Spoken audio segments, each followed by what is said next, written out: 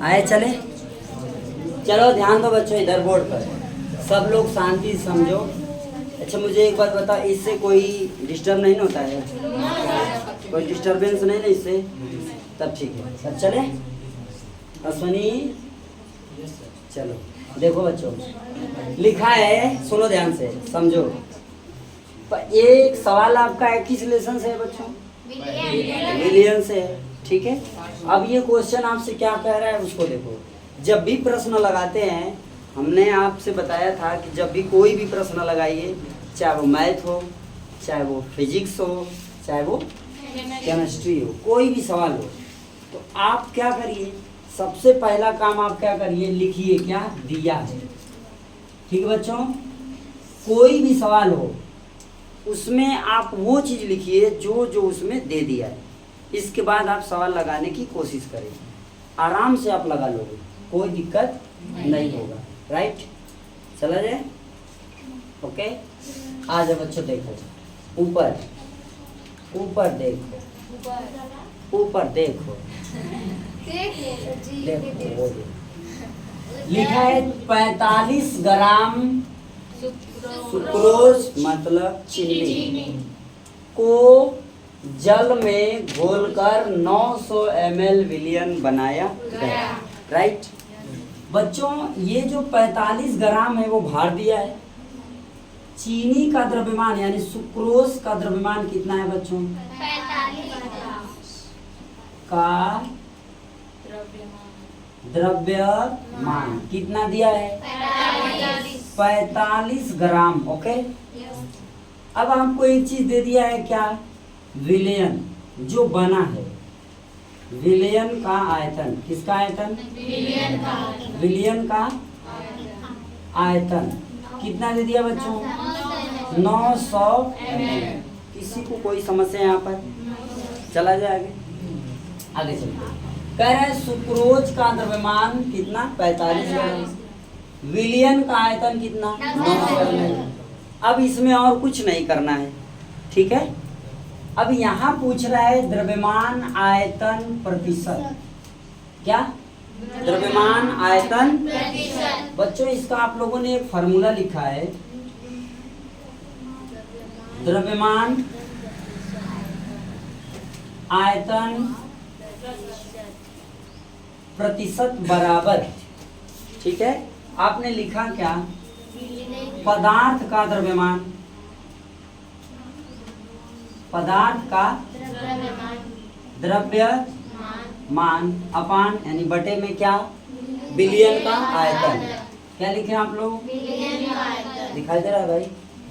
विलियन का आयतन, विलियन का आयतन गुणे कितना बच्चों? 100। राइट है, यहाँ तक आप लोगों को समझ में आया होगा क्योंकि सूत्र है, अभी तो कुछ हुआ ही नहीं। अब जब फार्मूला मालूम हो गया, जो दिया है वो मालूम हो गया, जब हमें इतना ज्ञात है कि यही चीजें हैं, तो अब हमें करना क्या है? क्या करना है? कहाँ हो? आए देखो कोचिंग में आओ, शुरू करें। कहीं कहाँ खो जाते हैं। अब अच्छा देखो, पदार्थ का द्रव्यमान बोले तो क्या? सुक्रोज का द्रव्यमान। राइट है, सुक्रोज का द्रव्यमान बच्चों कितना? 45 ग्राम। लिखने की जरूरत है क्या? नहीं ना। जब सवाल हल किया जाए तो उसमें मात्रक न लिखा जाए। क्यों न लिखा जाए?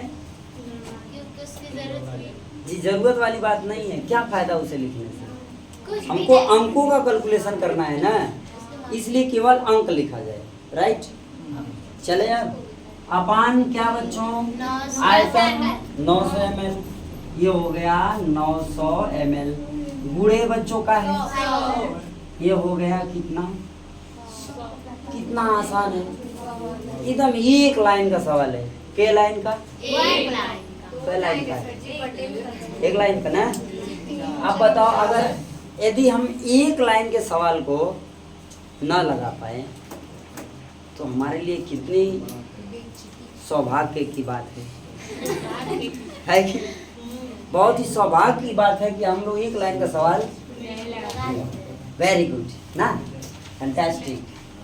ये 0 से 0 कट गया, कहाँ आया 45/9, काट दो, कहाँ बचेगा पन्ना, पन्ना 5 नवा की पन्ना, ई पता का जैसे कहते 8 64, ई का होता है 6 42।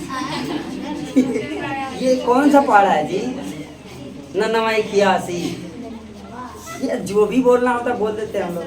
अब यहाँ मैंने कहा ये कितना है तो क्या बोले, पन्ना 45। अरे 5 नवा 45 होता है कि नहीं।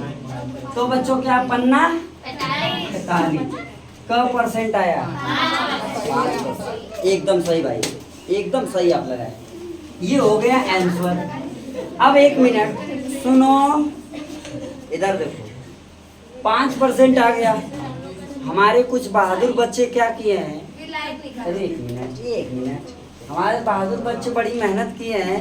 5% आने के बाद 100 में से इसको घटा लिए।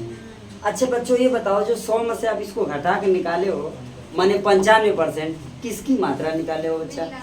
इसमें विलायक किधर है, किधर है। अरे हमसे पूछ रहा है द्रव्यमान आयतन परसेंट, यानी इस विलियन में द्रव्यमान कितना परसेंट है, समझ में आया।